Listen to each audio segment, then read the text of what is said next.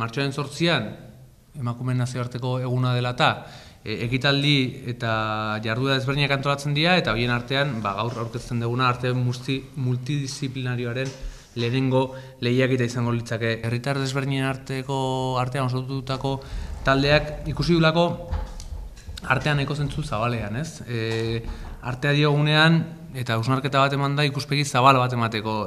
Bai pintura, eskultura, marrazketa, argazkigintza, kolaxea izan daiteke, komikigintza, grabazioa, zeramika, bitxigintza bera, eta horma pintura, ez? Baina horretaz aparte, hausnarketa zan, bai bertsoak eta baita literatura, bai narrazio de poesia, arte kontzeptu edo arte izen horren azpian sartzea. Artea tresna bada gizartean ematen dian hausnarketa ezberdinak sustatzeko, gizartea ispiloen aurrean jarri eta bere buruaz hitz egiteko, ez? Artea transgresorea izaten da, artea berritzea izaten da, eta normalean gizartearen aurretikan juten dan elementu bat izaten da. Lehiaketa hori bidearko genukela, ez? Bai parte hartzaileak eta baita gero ikuste dijoazten guzti horiei hausnartu arazteko, ez? Hausnartu arazteko eta horregatik antitula baita, ez? Askartu korapiloak. Korapila mordo bat dauzkagu gizarte patriarkatu honetan, oraindik erroan dauzkagunak, naturaltzat hartzen ditugunak, baina ez luketenak izan behar, eta artea iruditzen zaigu tresna bat dela horretarako, ez?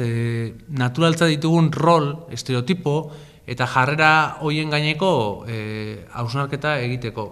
Parte hartzaileak Euskal Herrian bizi, eta hitz hau aldarrikatu nahi dugu, edo adierazten nahi dugu bizi diren pertsonak edo 16 urtetik gorako pertsonak izango lirateke, eta lanak aurkezteko epea otsailaren 11an amaituko da.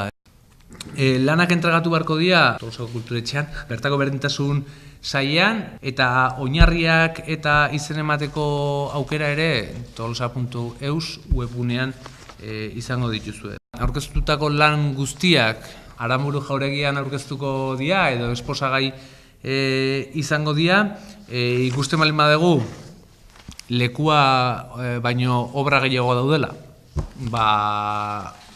aurrez aipatutako talde horrek hautaketa proposamen bat egingo du. Lehenengo saria 1.500 eurotako izango litzake, bigarren saria 1.000 eurotakoa, eta hirugarren sari bat egongo litzateke, eta Tolosan bizitan pertsonei, herritarrei zuzendu egongo litzake, eta 500 eurotakoa izango litzateke. Erakusketa izango da martxoaren 10-etik apirilaren 11-ara. Udalaren web-orriaren bidez eta sare sozialaren bidez jakingo da alde batetikan nortzuk izan diren epaimahaiako kideak eta gero saria.